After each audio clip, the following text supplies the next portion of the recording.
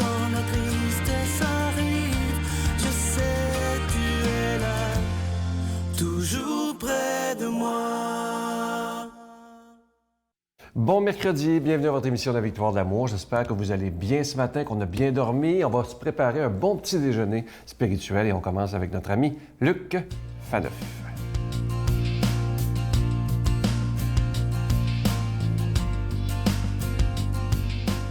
Quel bonheur vous me faites de marcher sur les pas du pape François, sur les pas de l'Évangile selon François. Alors cette, je dirais, longue méditation hebdomadaire que l'on poursuit depuis plusieurs mois, où voilà, on se met à l'écoute du pape qui nous aide à comprendre, parce qu'il se passe quelque chose là, d'extraordinaire depuis l'élection de ce pape François dans l'Église.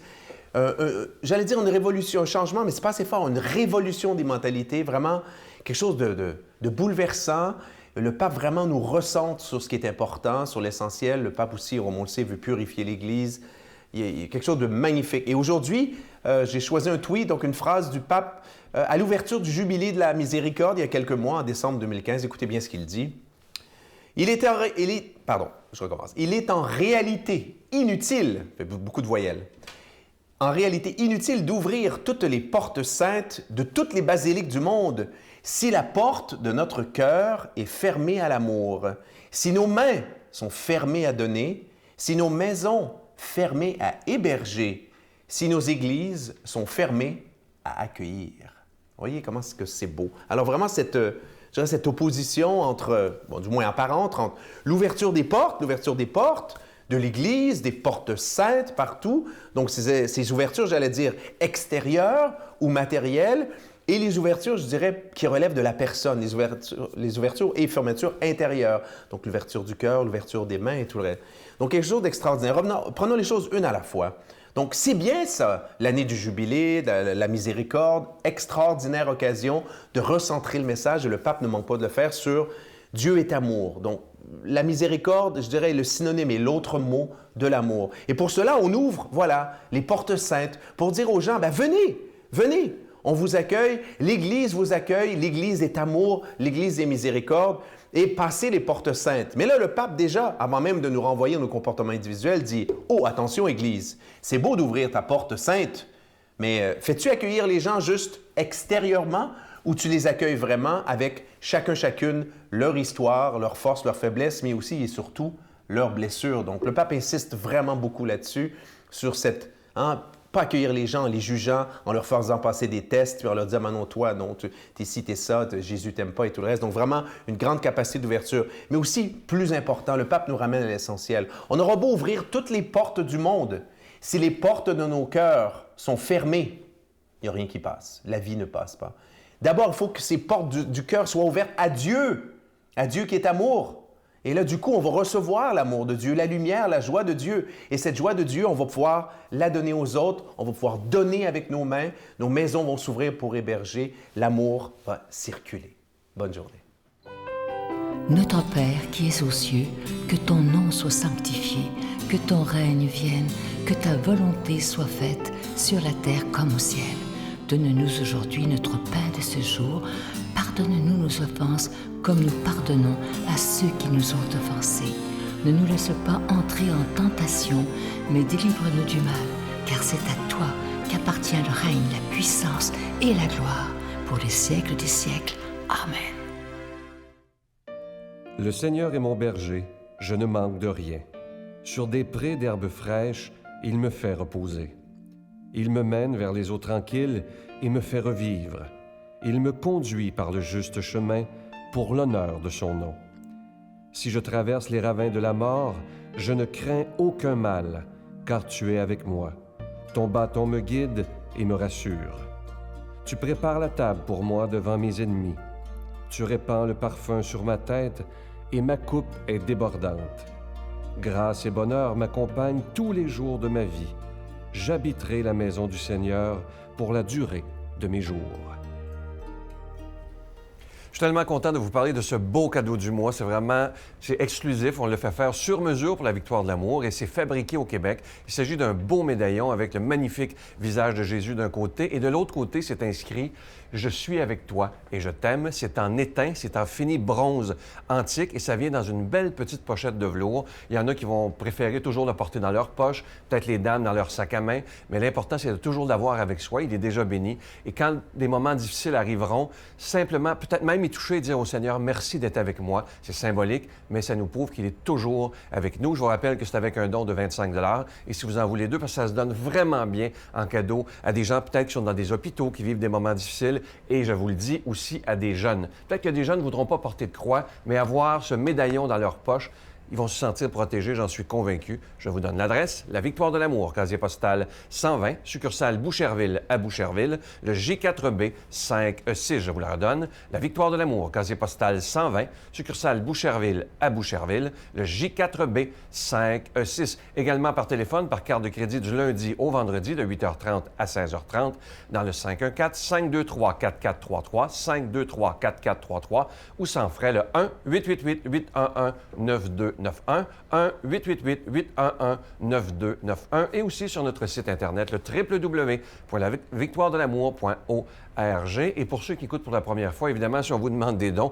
c'est qu'on doit payer pour être à la télévision, que ce soit pour la production et la diffusion. Et on est là depuis plus de 21 ans maintenant. Merci de votre grande générosité et merci aussi de votre prière.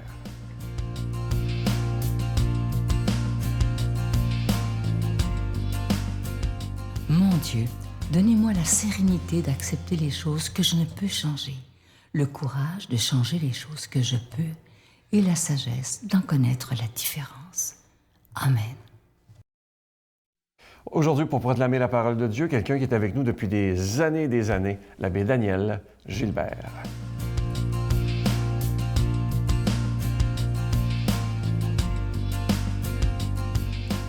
Dieu a tant aimé le monde qu'il a donné son Fils unique.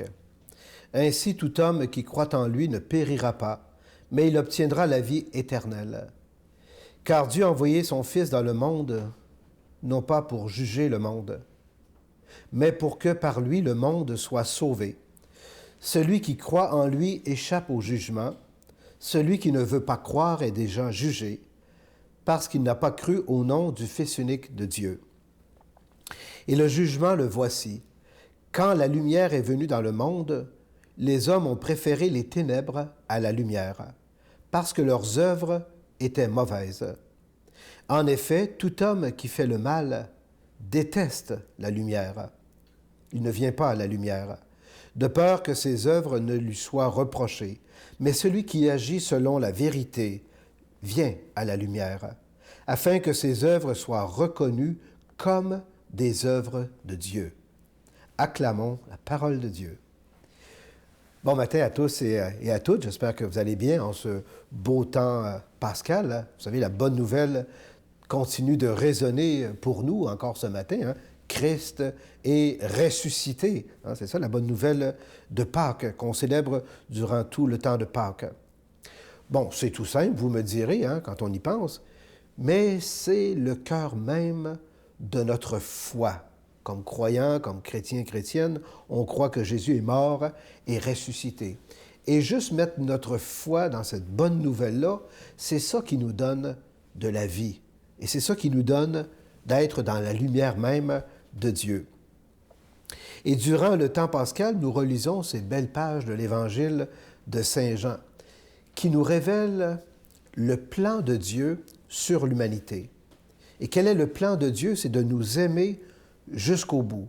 Dieu a tant aimé le monde qu'il nous a donné son Fils. Et son Fils, c'est la parole vivante, la parole même de Dieu. Et cette parole, elle agit en nous, elle produit son effet. Vous savez, moi, je suis toujours émerveillé, là, ça fait au moins 25 ans que je prêche sur l'Évangile, puis je suis toujours émerveillé de voir que la parole, elle ne finit jamais de me surprendre. C'est jamais le même message que j'apporte. La parole, elle est toujours vivante. J'ai toujours quelque chose de neuf à partager sur la parole. Et c'est compréhensible, chers amis. Vous savez pourquoi? Dépendant de nos états d'âme, je dirais, de ce que nous vivons émotionnellement dans le moment présent, de ce qui nous préoccupe, de ce qui nous angoisse, de ce qui nous inquiète, eh bien, la parole, Elle est nouvelle parce qu'elle vient nous parler concrètement à nous aujourd'hui. Ce n'est pas une parole du passé, c'est une parole présente. Et le but que la parole de Dieu poursuit en nous, c'est celui de nous sauver. Rien de moins. Hein? La parole, elle est là pour nous sauver. Dieu a envoyé son Fils, non pas pour juger le monde, mais pour le sauver. Quelle bonne nouvelle quand on y pense, chers amis. Imaginez-vous l'obsession de Dieu. La préoccupation première de Dieu, c'est de nous donner son Fils pour nous sauver.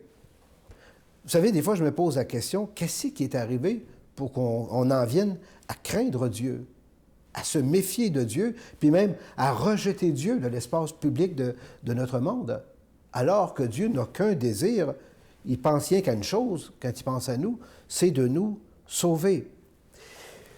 Mais vous savez, puis on sait tout ça, hein, on ne peut pas forcer personne à être sauvé malgré lui. Dieu respecte donc infiniment notre liberté, même celle de choisir les ténèbres au lieu de choisir sa lumière. On s'entend, Dieu ne juge personne, mais l'être humain, lui, il se juge lui-même quand il s'éloigne de sa lumière. Par exemple, quand quelqu'un choisit de faire du mal à l'autre et même de lui enlever la vie, on voit ça souvent dans les médias, hein? Bien, ce n'est pas Dieu qui punit et qui juge. L'acte que commet la personne librement la juge elle-même. Ben oui, elle va se retrouver devant un tribunal et elle va être jugée éventuellement. C'est ça que veut dire Saint Jean. Dieu ne juge pas, mais il nous donne sa lumière pour qu'on puisse demeurer dans la lumière. Alors, tout homme qui fait le mal déteste la lumière. Il ne vient pas à la vérité. Mais celui qui choisit la vérité vient à la lumière. Et c'est ça qu'on fait ce matin, chers amis. À chaque fois qu'on ouvre notre Bible, à chaque fois qu'on médite sur la parole, c'est la lumière de Dieu qui nous est transmise. C'est la parole de Dieu qui nous aide à faire les bons choix, à marcher dans la vérité, à respecter nos frères et nos sœurs. Et c'est comme ça que la lumière se répand en nous. Et si on refuse cette lumière-là, puis on choisit un autre chemin, bien là, c'est à nos risques et périls, comme on pourrait dire, hein? Parce qu'on doit retenir cette bonne nouvelle ce matin. Dieu a envoyé son Fils pour nous sauver. Alors, posons-nous la question en terminant, de quoi ai-je besoin d'être sauvé ce matin dans ma vie? Qu'est-ce qui me fait peur? Qu'est-ce qui m'inquiète? Quelle démarche que j'aurais à faire pour me réconcilier, par exemple, avec quelqu'un? C'est de ça que le Seigneur, il vient nous sauver. Puis moi, je vous bénis au nom du Père et du Fils et du Saint-Esprit. Amen. Je vous salue Marie, pleine de grâce. Le Seigneur est avec vous. Vous êtes bénie entre toutes les femmes, et Jésus, le fruit de vos entrailles, est béni. Sainte Marie, Mère de Dieu, priez pour nous pauvres pécheurs, maintenant et à l'heure de notre mort. Amen. Je vous laisse avec cette petite pensée toute simple qui dit ceci, c'est tellement vrai. La vie est un cadeau. Remercie Dieu chaque jour pour les bienfaits qu'il te donne. Ça, c'est tellement important. Si on pouvait prendre conscience comment c'est important de vivre de gratitude. Et Saint Paul nous le dit, plus on remercie, plus on reçoit. Il y a trop de gens, malheureusement, qui, vous savez qu'on est un peuple, tous les humains, on est pareil, on est donc portés à chialer sur tout puis sur rien. Alors, au lieu de chialer aujourd'hui, on pourrait peut-être regarder ce qu'il y a de beau, ce qu'il y a de grand, tous les cadeaux que Dieu nous donne. C'est peut-être la santé, c'est peut-être seulement un lever de soleil, c'est peut-être des amis, c'est peut-être un téléphone qu'on va recevoir aujourd'hui. Mais prenons le temps de regarder toutes les bénédictions que Dieu nous donne et disons simplement merci. J'aime l'Église, moi. C'est un lieu que je trouve ressourçant. Et vous êtes fière d'avoir reçu cette chose-là, cette foi-là de votre père? Ben oui, moi, ça m'habite. Hein? Ça fait de moi la personne que je suis aujourd'hui. Et puis, ça... Et si pleine d'amour aussi. Exactement. Puis la foi que les choses vont aller aussi en s'améliorant. La foi, ça donne ça aussi. Oui.